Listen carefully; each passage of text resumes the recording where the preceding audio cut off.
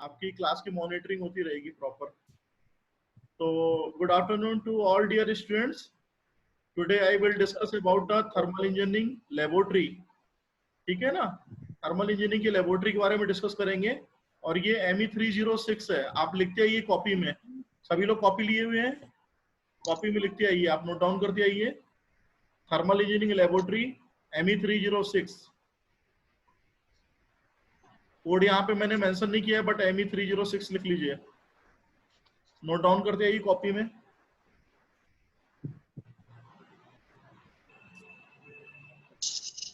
Hello sir, एक मेरा attendance बना दीजिए 28। हाँ ठीक है, लगा देता हूँ। ठीक है, नोट करिए। आप कहीं पे खड़े हैं क्या कौसर अंसारी? नोटबुक नहीं है आपके पास? रखे हैं सर नोटबुक। नोट डाउन भी तो करना पड़ेगा ना, कैसे करोगे फिर?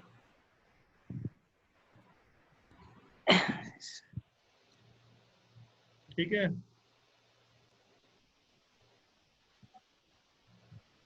this is the scheme already discussed in the thermodynamic subject, but here now again I will discuss ME306 departmental lab core subject DLC3 thermal engineering lab, जो आप देख रहे हैं रेड मार्क में।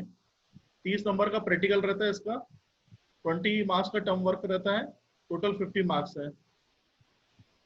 जो रेड मार्क वाला है ये आपकी लैब लग रही है। ठीक है ना, कोड नोट कर लीजिए ME306। ME306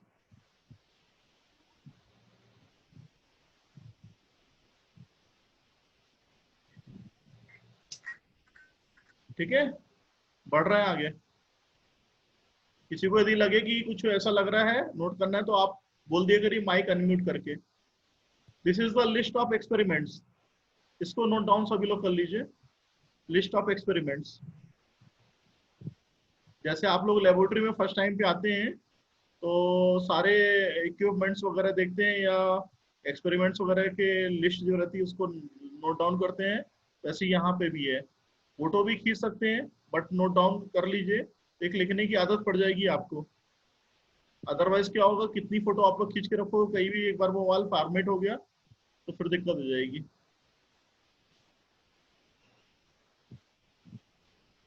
सभी सब्जेक्ट की कॉपी तो बना रहे हैं आप लोग, हर एक सब्जेक्ट की यस कॉपी सर। बनानी चाहिए।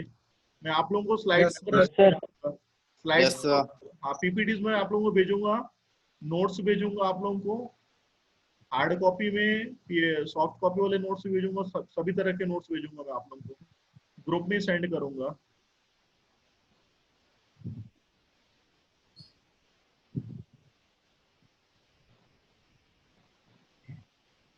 सभी को स्क्रीन दिखाई दे रही है प्रॉपर तरीके से? कोई ऐसा यस जिसको सर। दिखाई नहीं दे रही स्क्रीन तो बता दीजिएगा।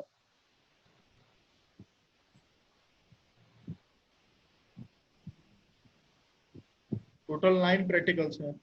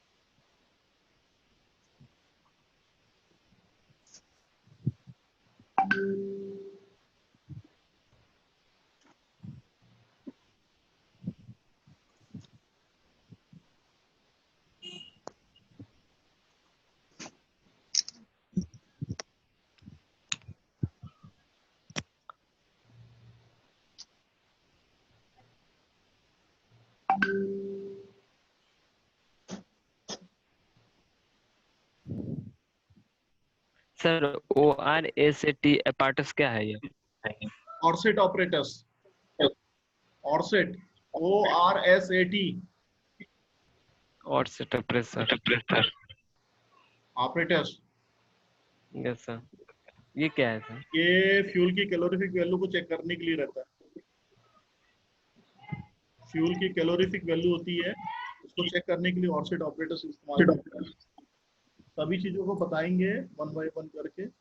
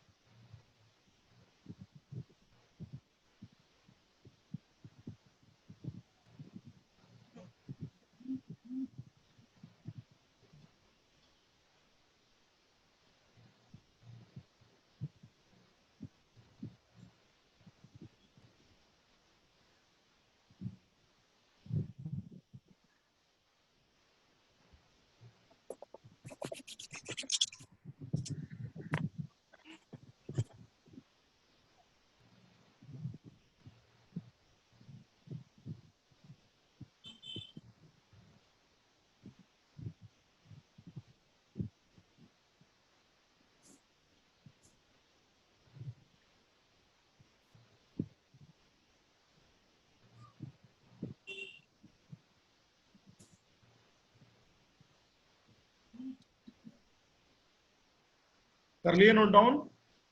Yes sir. Yes sir. चलिए बढ़ रहे हैं, नेक्स्ट स्लाइड पे बढ़ रहे हैं। एक्सपेरिमेंट नंबर 1, आपका एक्सपेरिमेंट नंबर 1 जो था, study of two stage air compressor with intercooler. Compressor का नाम सुना है क्या कभी आप लोग ने? नहीं सुना होगा कंप्रेसर का नाम, ठीक है ना? यस सर, सुने हैं। सुना है। मार्केट Yes, में sir. हवा जिसमें भराते हैं गाड़ियों में या साइकिल वगैरह में हवा भराते हैं, वो कंप्रेसर से ही भराते हैं, है ना? तो कंप्रेसर का मेन काम क्या होता है? एयर को कंप्रेस करके टायर, जो आपका ट्यूब रहती है, टायर ट्यूब, उसके अंदर भेजना रहता है, ताकि आपकी गाड़ी सही सही चलती रहे, और गाड़ी का यदि एवरेज है तो प्रॉपर मेंटेन रहे। यदि गाड़ी सही चले, गाड़ी में हवा सही रहेगी तो सही तरीके से गाड़ी चलेगी। तो कंप्रेसर का मेनली काम क्या रहता है? कंप्रेस द एयर, एयर को कंप्रेस करने का काम करती है। अब एयर को कंप्रेस कहाँ से कहाँ करती है, किधर से किधर ले आती है, वो अपने को देखना है। यहाँ पे इसकी पूरी फंक्शनिंग देखनी है। तो कंप्रेसर जो रहता है, एटमॉस्फेरिक एयर जो फ्लो हो रही है सराउंडिंग्स में, उस एयर को, एटमॉस्फेरिक एयर को सक करता है, उसका सक्शन होता है, उसका कंप्रेशन होता है, देन डिलीवरी करते हैं। डिलीवरी मतलब पहुंचाते हैं जहां पे हमें पहुंचाना है। जैसे टायर ट्यूब में पहुंचाना है तो वहां पे पहुंचाते हैं। तो एक आपने छोटा सा एग्जांपल देखा कि कंप्रेसर को, कि एयर को कंप्रेस कर रहे हैं और एयर को कंप्रेस करके वहां पे टायर ट्यूब में डाल रहे हैं। कंप्रेसर कई प्रकार के होते हैं, ऐसा नहीं कि सिर्फ वहां पे आपने जो मार्केट में देखा वही बस एक कंप्रेसर है। कंप्रेसर को कई तरीके से इस्तेमाल करते हैं, ठीक है। दूसरा एक्सपेरिमेंट आप क्या देख रहे हैं? Study of volumetric and isothermal efficiency of reciprocating air compressor. तो रेसिप्रोकेटिंग एयर कंप्रेसर की वॉल्यूमेट्रिक और आइसोथर्मल एफिशिएंसी के बारे में स्टडी करना है कि एफिशिएंसी क्या होती है। किसी भी चीज की जो एफिशिएंसी है वो सर उसके, इंजन में भी तो कंप्रेसर होता है। हाँ जी, सर पिस्टन में भी तो कंप्रेसर होता है इंजन में।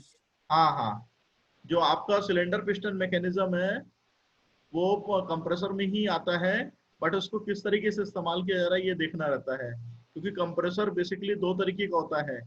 एक Yes, आपका वर्टिकल अप एंड डाउन वाला, जिसमें कि पिस्टन सिलेंडर मैकेनिज्म होता है। दूसरा, आपने यदि देखा होगा घरों में जो फैन वगैरह लगे रहते हैं, तो वो फैन जो वो एक कंप्रेसर का ही काम कर रहे हैं, आपको हवा जो दे रहे हैं वो कंप्रेस करके ही आपको हवा दे रहे हैं। आप घर पे बैठे हैं, पंखा चल रहा है, पंखे से जो हवा मिल रही है आपको वो कंप्रेसर का ही यस काम सर। कर रही है। वो एयर को कंप्रेस करती है। यदि आप पंखा बंद करेंगे तो गर्मी लगेगी, पंखा चालू कर दिया तो क्या कर रहा है, जो आपके आसपास एयर फ्लो हो रही है उस एयर को कंप्रेस करके ब्लेड के बीच में से, ब्लेड रहती है उनके ब्लेड के बीच में एयर का कंप्रेशन होता है, दबती है ताकि उसका प्रेशर बढ़ जाए। जब प्रेशर बढ़ेगा और फिर उसको रिलीज करेंगे तब हमारे पास ये ठंडी हवा आती है। तो ये काम होता है कंप्रेसर का। तो कंप्रेसर दो तरीके का होता है, रेसिप्रोकेटिंग कंप्रेसर और रोटरी कंप्रेसर। तो रोटरी कंप्रेसर ब्लेड के द्वारा चलता है, जैसा कि हम बताएंगे भी आगे आपको। ये दूसरे नंबर का प्रैक्टिकल है।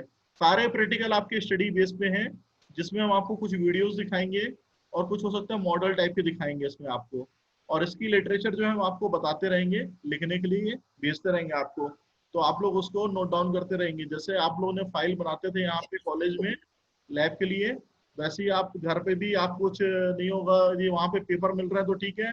अदरवाइज 12th की फिजिक्स वाली वो जो आती थी पहले, कॉपी आती थी, याद करिए, एक छोटी सी कॉपी आती थी फिजिक्स वगैरह की, लैब वगैरह के लिए, फिजिक्स केमिस्ट्री, यस सर। वो भी आप बना सकते हैं यदि आपको लग रहा है कि नेशनल पेज नहीं मिल पा, जहाँ पे भी आप यस सर। वहाँ पे इजिली मिल सर जाएगी। हमने पेज ले लिया है। ठीक है, कोई दिक्कत नहीं है, मैं दोनों चीज को एक्सेप्ट कर लूंगा। आप चाहे कॉपी में बना लीजिए फिर सेशनल पेज में बना लीजिए। कई लोगों के पास हो सकता है सेशनल पेज ना होंगे, ठीक है ना। मैं ये नहीं बोल रहा हूँ कि आप कॉपी बनाइए सेशनल पेज में बनाइए, ठीक है ना। सेशनल पेज भी बना सकते हैं, कॉपी में भी लिख सकते हैं, आपका लिखा होना चाहिए कहीं पे ताकि हम मार्क्स देने में हमें आसानी रहे। तीसरा नंबर का है study of different types of boiler and there classification. Boiler के बारे में सभी लोग जानते हैं, स्टीम प्रोड्यूस करती है ना। बॉयलर का मेन काम क्या होता है, स्टीम प्रोड्यूस करना। तो स्टीम का प्रोड्यूस करेंगे जब उसमें पानी भरा होगा, पानी से स्टीम बनती है, ये सभी को पता है। स्टीम कई तरीके की होती है, आपकी वेट स्टीम होती है, ड्राई स्टीम होती है, सुपर हीटेड स्टीम होती है। उसके अलावा बॉयलर को किस तरीके से क्लासिफाइड कर सकते हैं, ये चीजें हम देखेंगे तीसरे नंबर के प्रैक्टिकल में। चौथे नंबर का प्रैक्टिकल है study of different types of high pressure boiler. High pressure boiler क्या होता है ये हमें पता होना चाहिए। High pressure boiler, low pressure boiler अभी तक आपने बेसिक मैकेनिकल इंजीनियरिंग में पढ़े हैं, बीएमई आपने सब्जेक्ट पढ़ा था, उसमें आपने लो प्रेशर बॉयलर पढ़े थे। लोकोमोटिव बॉयलर था, रंकासायर बॉयलर था, बेबकॉक विलकॉक्स बॉयलर था, वर्टिकल बॉयलर था, पोखरान बॉयलर था। ये सारे बॉयलर आपने लो प्रेशर बॉयलर पढ़े हैं। अब कुछ हाई प्रेशर बॉयलर के बारे में भी यहाँ पे पढ़ना पड़ेगा। तो हाई प्रेशर बॉयलर में आपके पास जो आते हैं वो लॉमोंट बॉयलर है, आपके बेंसन बॉयलर है, कॉर्निस बॉयलर है, वेलॉक्स बॉयलर है। इस टाइप की जितने भी बॉयलर है ये हाई प्रेशर बॉयलर में है। और हाई प्रेशर बॉयलर इनको इसलिए बोला जाता है, ये 100 बार से ऊपर पे काम करते हैं, स्टीम को प्रोड्यूस जो है 100 बार से ज्यादा प्रेशर पे करते हैं, इसलिए इसको हाई प्रेशर बॉयलर का नाम दिया गया है। ठीक है।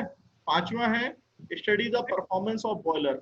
किसी भी चीज की परफॉर्मेंस उसकी इफिशियंसी से निकाला जाता है। तो यहाँ पे भी वही चीज है, जैसे आप घर में, आपके घरों में फ्रिज रखा हुआ है तो आप क्या चाहेंगे, उसकी परफॉर्मेंस अच्छी हो। तो परफॉर्मेंस अच्छी होने का मतलब क्या होता है, कम से कम बिजली खपत करे आपका फ्रिज घर में जो रखा हुआ है रेफ्रिजरेटर, और ज्यादा से ज्यादा कूलिंग करे, ये सभी लोग चाहते हैं, ठीक है ना। तो ऐसे ही बॉयलर के साथ में आपको क्या रिक्वायरमेंट है कि ज्यादा से ज्यादा स्टीम प्रोड्यूस करे, अच्छी क्वालिटी की स्टीम प्रोड्यूस करे, सुपर हीटेड स्टीम प्रोड्यूस करे, और कम से कम फ्यूल का कंजम्पशन हो, ठीक है ना। तो ये होती है उसकी परफॉर्मेंस। तो study of performance of boiler, ये आपका 5वें नंबर का प्रैक्टिकल है। फिर उसके बाद है study of temperature measurement and pyrometer devices. आपने देखा है कई जगह सरफेस टेम्परेचर बहुत ज्यादा हाई रहता है, उस टेम्परेचर को मेजर करने के लिए हमारे पास कोई इक्विपमेंट नहीं रहता है। तो यहाँ पे उन इक्विपमेंट्स के बारे में पढ़ाई करेंगे, डिवाइसेस के बारे में जहाँ की टेम्परेचर हम मेजर कर सकते हैं। नॉर्मली हम जब हम लोग को जब कभी फीवर आता है घरों में तो हम लोग थर्मामीटर का इस्तेमाल करते हैं, वो भी टेम्परेचर बताता है, वो डिग्री सेंटीग्रेड में भी बताता है, फ़ारेनहाइट में भी बताता है। तो आपको टेम्परेचर अभी आप देख ही रहे हैं, थर्मल स्कैनर वगैरह इस्तेमाल हो रहे हैं कोरोना काल में, आपका टेम्परेचर वगैरह रिकॉर्ड होता है कि कितने डिग्री टेम्परेचर है। तो study of temperature measurement thermometer है, और पायरोमीटर डिवाइस आपकी जहाँ की हाई सरफेस टेम्परेचर होता है वहां पे इस्तेमाल किए जाते हैं। फिर स्टडी ऑफ टेम्परेचर सेंसर 7वें नंबर का प्रैक्टिकल है, और उसका कैलिब्रेशन।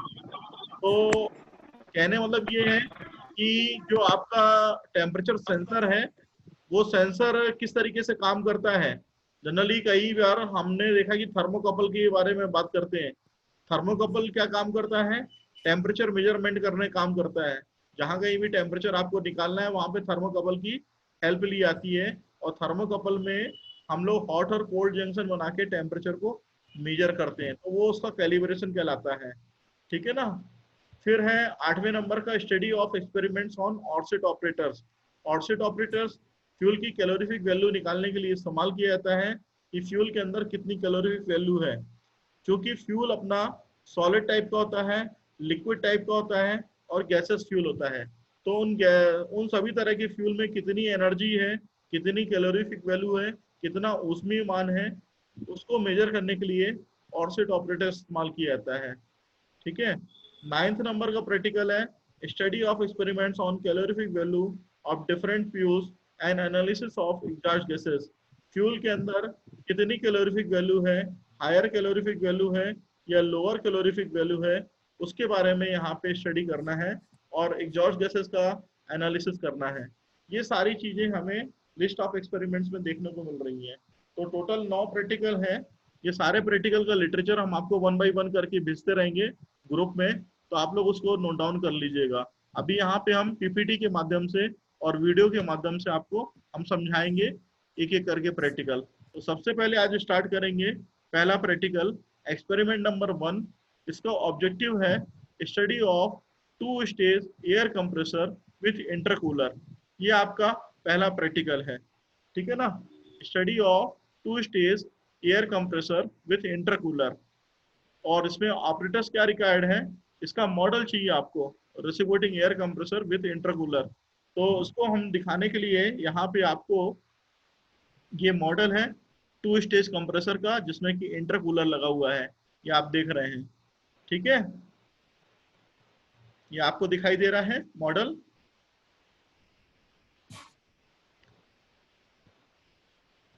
तो इसमें यहाँ पे जो चीज दिखाई दे रही है, ये आप क्या लिखा हुआ है यहाँ पे, फर्स्ट स्टेज सिलेंडर। अभी हम कंप्रेसर की शुरुआत करेंगे, फिर इधर पे आएंगे। अभी सिर्फ आप इसका मॉडल की फोटो देख लीजिए क्या है। इसकी वर्किंग को अभी हम समझाते हैं थोड़ी देर आके। अभी हम आगे की स्लाइड में बात करेंगे, इसको सिर्फ देख लीजिए आप। किसी को यदि लगता है कि फोटो खींचना है तो फोटो भी खींच सकता है, कोई दिक्कत नहीं है। हम सारी पीपीटीज आपको शेयर करेंगे, ठीक है ना, जितना भी पढ़ाएंगे सारी पीपीटीज, और यूट्यूब वीडियो लेक्चर लिंक भी शेयर करेंगे आपके साथ में। तो अभी हम आ रहे हैं, सबसे पहले कंप्रेसर समझ लें। जैसा कि हम बात कर रहे थे कि कंप्रेसर होता क्या है, तो एक मशीन है, the machine which take in air at low pressure.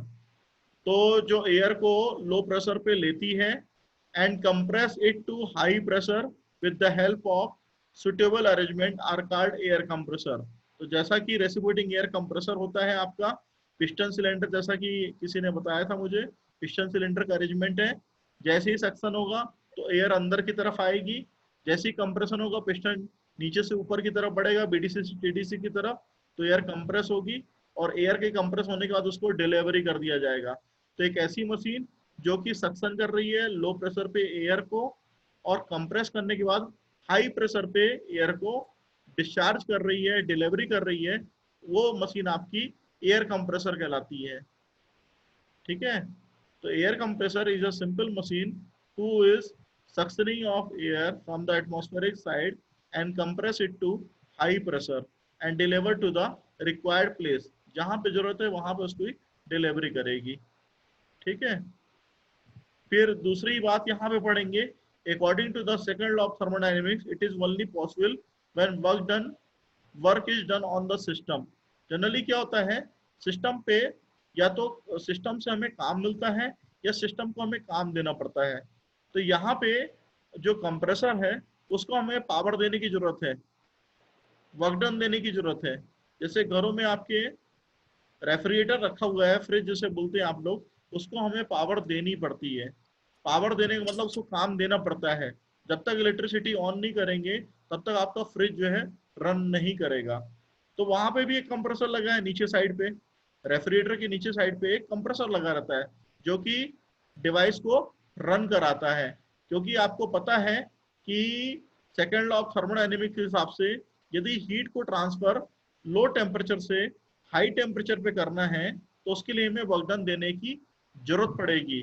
Without any ad of work done it is impossible कि हम हीट को ट्रांसफर लो टेम्परेचर से हाई टेम्परेचर पे कर पाए। तो हीट का ट्रांसफॉर्मेशन हरदम लो टेम्परेचर से हाई टेम्परेचर पे भी करना है तो उसके लिए हमें वर्क डन देने की जरूरत पड़ेगी। यही काम हम यहाँ पे करते हैं घर में जो आपका रेफ्रिजरेटर रखता है। क्योंकि हीट का ट्रांसफॉर्मेशन हमारा एवापोरेटर से कंडेंसर साइड पे होता है तो उसका हीट का ट्रांसफॉर्मेशन करने के लिए हमें वर्क डन देना पड़ता है। तो वर्क डन कैसे देंगे? जब हम बिजली सप्लाई करेंगे तभी तो वर्क डन होगा। इसी तरीके से यहाँ जो कंप्रेसर लगा है यदि एयर को कंप्रेस कर रहा है low pressure to high pressure तो हमें उसको कुछ पावर देनी पड़ेगी। बिना उसको पावर दिए हम काम नहीं कर पाएंगे। तो वही चीज यहाँ पे है कि compressor are driven by the electric motor, IC engine और गैस टरबाइन।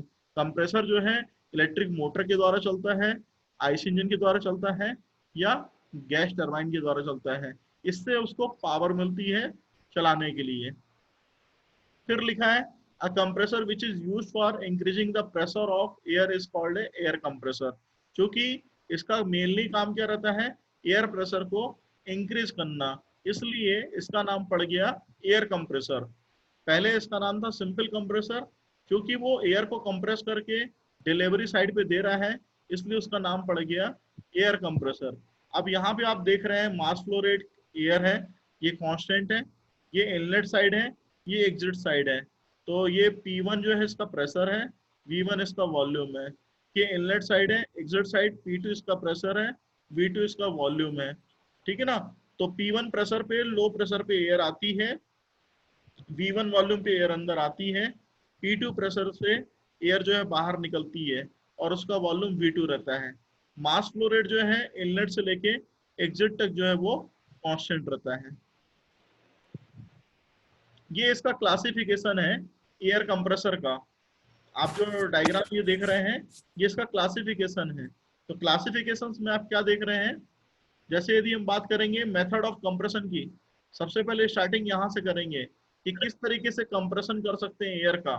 ये आप जो देख रहे हैं मेथड ऑफ कंप्रेशन, किस तरीके से एयर का कंप्रेशन कर सकते हैं उसके बेस पे क्लासिफिकेशन किया गया है। तो पहला आपका लिखा है यहाँ पे रेसिप्रोकेटिंग। रेसिप्रोकेटिंग कंप्रेसर क्या होता है? दूसरा लिखा हुआ है रोटरी कंप्रेसर और तीसरा लिखा हुआ है सेंट्रीफ्यूगल। तो तीन तरह के कंप्रेसर हो गए। ये according to the method of compression आपका क्लासिफिकेशन किया गया है।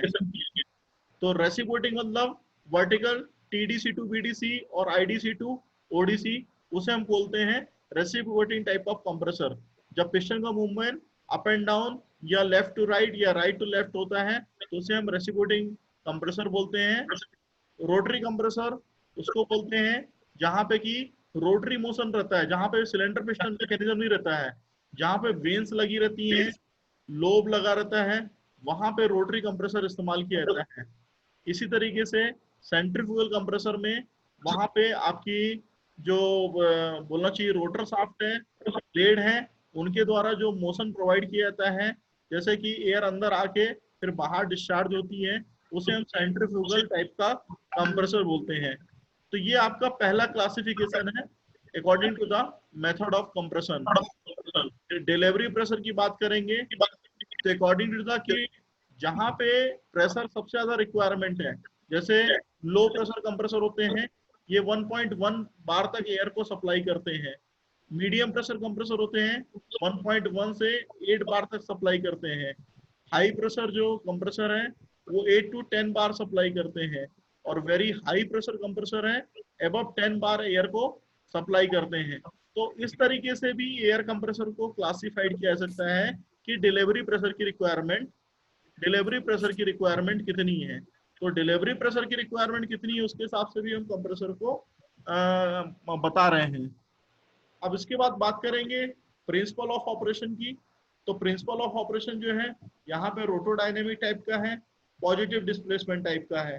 हालांकि आपको बहुत अंदर डिटेल में नहीं आना है, क्योंकि ये सब्जेक्ट एकदम अलग रहेगा कंप्रेसर वाला, आप जब पढ़ेंगे अगले सेमेस्टर में, इसलिए हम बेसिक चीजें हम आपको बता देते हैं जहाँ पे आपको जरूरत है। चौथा क्लासिफिकेशन, नंबर ऑफ हाँ, मुझे नरेंद्र जी ने भेजा है। नंबर ऑफ स्टेजेस के लिए है। तो जैसा कि आपको अभी प्रैक्टिकल में लिखा था, study of 2 stage air compressor with intercooler, तो यहाँ पे नंबर ऑफ स्टेजेस के बेस पे आप देख रहे हैं सिंगल स्टेज कंप्रेसर है और दूसरा मल्टी स्टेज कंप्रेसर है। तो सिंगल स्टेज कंप्रेसर जो रहेगा वो 5 बार तक एयर को कंप्रेस कर सकता है, उसको हम सिंगल स्टेज कंप्रेसर बोलते हैं। लेकिन एबव यदि 5 बार यदि हमें एयर को कंप्रेस करना है तो उसको हमें मल्टी स्टेज कंप्रेसर का नाम देते हैं। ठीक है ना, तो ये आपको अभी जरूरत पड़ेगी, जहां पे आपको लग रहा है जरूरत है उसके हिसाब से हम बताते रहेंगे। इसी के बाद आपका जो नंबर ऑफ सिलेंडर्स है, नंबर ऑफ सिलेंडर्स कितने लगे, वहां पे एक सिलेंडर लगा है तो सिंगल सिलेंडर का हो जाएगा, और यदि एक से अधिक सिलेंडर लगे तो उसे हम मल्टी सिलेंडर बोल देंगे। जैसे कि आप मोटरसाइकिल चलाते हैं तो मोटरसाइकिल चलाते वक्त में आपका सिंगल सिलेंडर पिस्टन मैकेनिज्म रहता है, आपकी गाड़ियों में भी सिलेंडर पिस्टन मैकेनिज्म रहता है और सिंगल स्टेज वाला रहता है, इसलिए उसको सिंगल सिलेंडर गाड़ी बोलते हैं। लेकिन यदि एक से अधिक सिलेंडर लगे होंगे तो उसे हम मल्टी सिलेंडर का नाम देंगे। अब प्रेशर की लिमिट है, ये भी बहुत ज्यादा जरूरत नहीं है, इसके बेस पे फैन है, ब्लोअर है, कंप्रेसर है, इसके बेस पे भी क्लासिफिकेशन किया जाता है। ठीक है ना। फिर वॉल्यूम ऑफ एयर डिलीवर, कितना एयर का वॉल्यूम डिलीवर किया जा रहा है ये जरूरी है समझना। तो लो कैपेसिटी के जो रहते हैं आपके कंप्रेसर वो 10 मीटर क्यूब पर मिनट के रहते हैं। मीडियम कैपेसिटी के जो रहते हैं 10 metre cube per minute to 300 metre cube per minute रहते हैं। हाई कैपेसिटी के जो रहते हैं वो more than 300 metre cube per minute के रहते हैं। ठीक है। अब फ्लूइड टू बी कंप्रेस, कौन सा फ्लूइड आप कंप्रेस कर रहे हैं, यदि एयर को कंप्रेस करेंगे तो उसका नाम पड़ेगा एयर कंप्रेसर, यदि गैस को कंप्रेस करेंगे तो उसका नाम पड़ेगा गैस कंप्रेसर, और यदि वेपर को कंप्रेस करेंगे तो उसका नाम क्या पड़ेगा, वेपर कंप्रेसर। ठीक है ना। तो अकॉर्डिंग टू द फ्लूइड, जिस तरीके का फ्लूइड इस्तेमाल करेंगे उस हिसाब से उसका नाम पड़ जाएगा। जैसे आप गाड़ियों में यदि पेट्रोल डालते हैं तो पेट्रोल इंजन की गाड़ी कहलाती है, डीजल यदि डालते हैं तो डीजल इंजन की गाड़ी कहलाती है, और यदि गैस डालते हैं तो उसे गैसोलीन इंजन बोलते हैं। तो इस तरीके से इसका क्लासिफिकेशन किया गया है। तो जैसा कि यहाँ पे बात कर रहे थे कंप्रेसर की, तो जो पहली चीज है रेसिप्रोकेटिंग कंप्रेसर की वो ये है कि it is a positive displacement compressor. हम इसको पॉजिटिव डिस्प्लेसमेंट कंप्रेसर के रूप में लेते हैं, जो कि पिस्टन को सिलेंडर को यूज करता है और जो कि क्रैंक शाफ्ट से चलता है और गैस को या एयर को हाई प्रेशर में सप्लाई करता है। That is called the reciprocating air compressor. Air compressor और गैस कंप्रेसर वही होता है जहाँ पे कि low pressure to high pressure air को कंप्रेस करके डिस्चार्ज किया जाता है या डिलीवर किया जाता है, उसे हम रेसिप्रोकेटिंग कंप्रेसर का नाम देते हैं। इसकी जो साइज रहती है 25 हॉर्स पावर की रहती है, और इसका यूज जो है लाइट ड्यूटी एप्लीकेशन के लिए किया जाता है। बहुत हैवी एप्लीकेशन में करने के लिए कंप्रेसर की डिजाइन अलग से करनी पड़ती है। छोटे एप्लीकेशंस के लिए कंप्रेसर का इस्तेमाल लाइट ड्यूटी एप्लीकेशंस में किया जाता है। फिर लो मास फ्लो रेट के लिए भी इसका इस्तेमाल किया जाता है और हाई प्रेशर रेशियो के लिए भी इसका इस्तेमाल किया जाता है। ठीक है। एप्लीकेशन यदि और देखेंगे आगे आके तो ऑयल रिफाइनरी में इसका इस्तेमाल किया जाता है, गैस पाइपलाइन में इस्तेमाल किया जाता है, केमिकल प्लांट में इस्तेमाल किया जाता है, नेचुरल गैस में इस्तेमाल किया जाता है, प्रोसेसिंग प्लांट में इस्तेमाल किया जाता है और रेफ्रिजरेशन प्लांट में इस्तेमाल किया जाता है। इस तरीके से इसके कंप्रेसर इस्तेमाल किए जाते हैं। तो यहाँ पे जो कंप्रेसर का ट्री डायग्राम देख रहे हैं, it is a single acting और डबल एक्टिंग, ये जो लिखा हुआ है इसके हिसाब से सिंगल सिलेंडर भी है और डबल सिलेंडर भी है। इसी तरीके से डबल एक्टिंग जो रहेगा वो सिंगल सिलेंडर भी रहेगा और डबल एक्टिंग आपका डबल सिलेंडर भी रहेगा। ठीक है। तो ये आपका रेसिप्रोकेटिंग कंप्रेसर है। जो डायग्राम की हम बात कर रहे थे, आपको हम डायग्राम पे ले चलते हैं वापस से। ये डायग्राम था आपका। अब डायग्राम में आप क्या देख रहे हैं, 2 सिलेंडर लगे हैं, एक फर्स्ट स्टेज सिलेंडर लगा है वाला, एक दूसरा सिलेंडर आपका सेकंड स्टेज का लगा हुआ है। तो यहाँ पे लो प्रेशर पे एयर आती है, कंप्रेस होके जाती है और उसके बाद उसको हम इंटरकूलर में भेज देते हैं। इंटरकूलर में उसको ठंडा करने के लिए भेज देते हैं ताकि एयर जो है अपनी हीट जितनी भी लेके आई है फर्स्ट स्टेज कंप्रेसर से वो यहाँ पे रिजेक्ट कर दे, ताकि यहाँ पे हमें जो टेम्परेचर मिले वो नॉर्मल टेम्परेचर मिले। अदरवाइज हाई टेम्परेचर की एयर जब इधर पे जाएगी तो हो सकता है ये दूसरे स्टेज के कंप्रेसर को थोड़ा सा हीट के मामले में नुकसान पहुंचा दे, तो इसलिए इसको ठंडा करना जरूरी रहता है। तो यहाँ पे आके एयर जो है कंप्रेस होने के बाद अपनी हीट को लूज करता है सराउंडिंग साइड पे, तो it is called a intercooler. Intercooler एक डिवाइस है जहाँ की एयर जो है ठंडी की जाती है। और बेसिकली यदि मैकेनिज्म देखेंगे तो एयर का इनपुट हो रहा है एयर क्लीनर के द्वारा, एयर साफ होने के बाद लो प्रेशर सिलेंडर में आती है। This is called a low pressure cylinder या first stage cylinder, and after the intercooling process air will go into the high pressure cylinder या second stage cylinder. Second stage cylinder में जाएगी जहां पे compress होगी, और कंप्रेस होने के बाद फिर जहां पे रिक्वायरमेंट है उसको वहां पे भेज दिया जाएगा, तो कंप्रेस एयर आउटपुट यहाँ से निकल जाएगी। तो ये सेकेंड स्टेज का सिलेंडर है। देखिए यहाँ पे आप देख रहे हैं इलेक्ट्रिक मोटर लगी है जो कि कंप्रेसर को घुमाने के लिए यूज की जा रही है। तो इलेक्ट्रिक मोटर को चालू किया जा रहा है, इसको भी एनर्जी दी जा रही है एक्सटर्नल सोर्स से। जब इसको एनर्जी दी जाएगी तो ये किसको घुमाएगा, two stage compressor air pump को घुमाएगा। तो this is the simple functioning of the two stage compressor. आज के लिए इतना काफी है, नेक्स्ट टाइम पे हम इसको और एलोबरेट करेंगे, आपको बताएंगे इसके बारे में, ठीक है ना। आज आपने लिस्ट ऑफ एक्सपेरिमेंट नोट कर लिया, थोड़ा सा इंट्रोडक्शन ले लिया कंप्रेसर के बारे में। नेक्स्ट टाइम पे हम डिटेल में बात करेंगे, इसकी इफिशिएंसीज वगैरह के बारे में भी देखेंगे, और आपको लिटरेचर वगैरह भी प्रोवाइड कर देंगे, ठीक है। आपको इसकी हम पीपीटी दे देंगे, और इसके नोट्स वगैरह भी हम आपको लैब के दे देंगे, हार्ड कॉपी में रखे हैं, वो भी हम आपको सेंड कर देंगे, ठीक। अटेंडेंस हम फिर से ले लेते हैं।